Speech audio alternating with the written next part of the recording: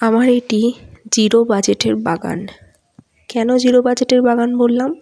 কারণ এখানে গাছ বলুন বা সার, মাটি রেডি করা, কন্টেনার সমস্ত কিছুই ওয়েস্ট থেকেই আমি তৈরি করি।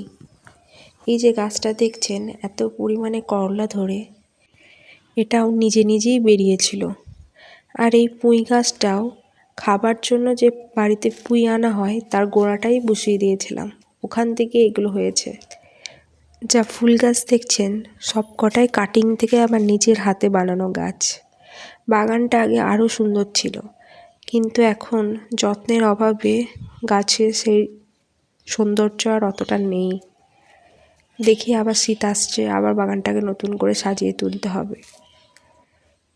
দেখতেই পাচ্ছেন আটার যে প্যাকেটগুলো হয় আমার গাছ কিন্তু বেশিরভাগই তাতেই বসানো। আর সার বলতে আমি বাড়িতে যে কিচেন ওয়েস্ট হয় সেটাই আমার মেন সার।